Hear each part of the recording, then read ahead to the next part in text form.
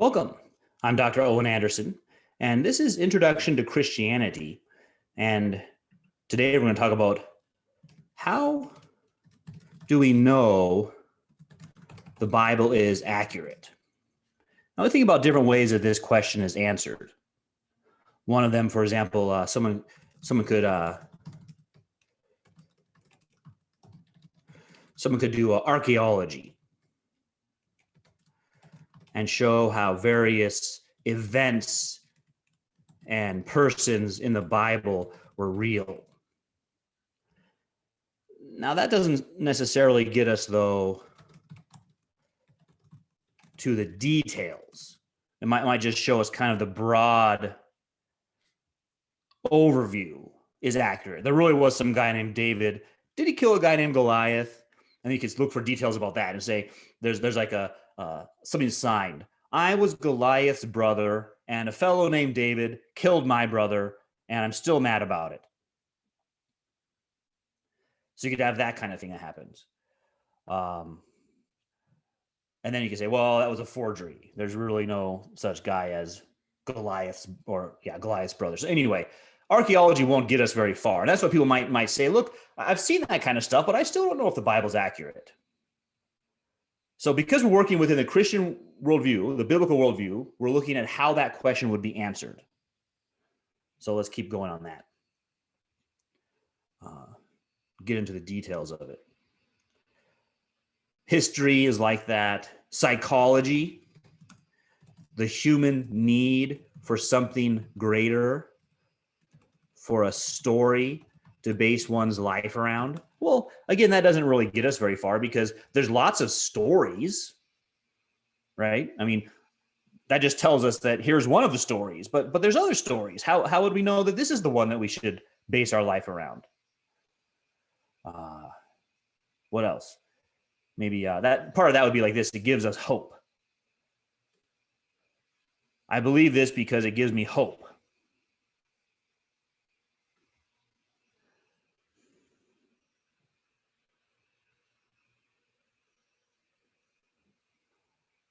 So what we're going to do is approach it a little differently. First, we want to look at the content of special revelation. It assumes a clear general revelation about God and the good, and that this has been rejected so that humans need redemption. That's the first point. That's what we're looking for. We're not looking for simply a nice story, something that I like, it sounds good to me. None of that. Because that's all relative, right? Subjective. Different people have different stories they like. We're looking, is there any book like this? Now think about how that narrows it down. How many books are there out there that assume clear general revelation? How many are out there that are about this problem? I mean, that might just narrow down to the Bible itself, right? Aristotle's not about that. Plato's not about that. The Vedas aren't about that. The Buddhist sutras aren't about that. You could read the Diamond Sutra for yourself and see, is it about this? So the content and then the consistency does not contradict GR, especially beginning with God. So the book we're looking for couldn't say something like, God is a human. He's a powerful human, but he's just like one of us.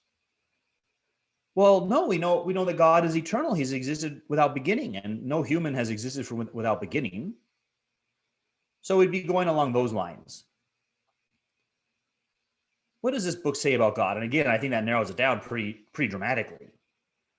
What we might wonder at this point, we might say, well, but there's still, you could take the Old Testament as just the Torah, as distinct in itself.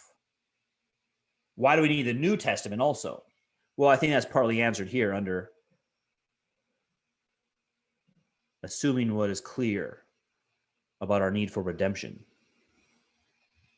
All right, and then its origin.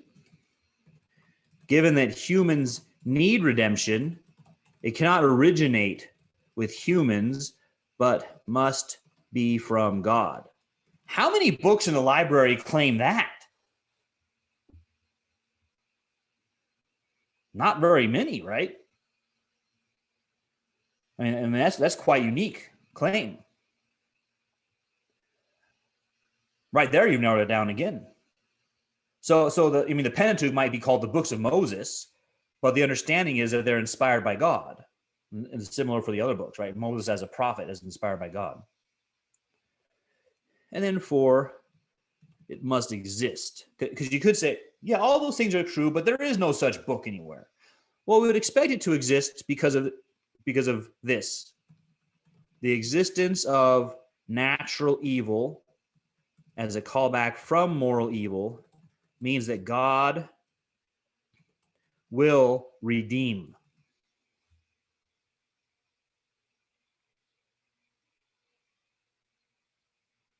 God will redeem.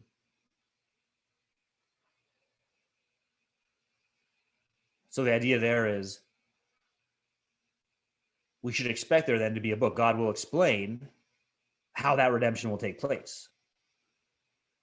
So this gets us into answering that question, and you might have follow-ups about it, but the idea there is, yeah, the content we're looking for is only found, this is only found in Genesis 1 through 3, and what builds consistently on those.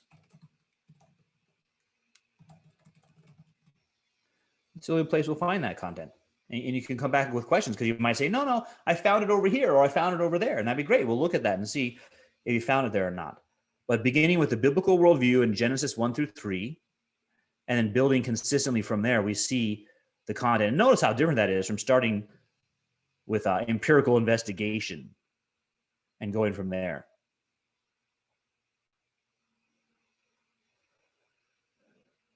So we can have knowledge then that a book that addresses these is indeed accurate.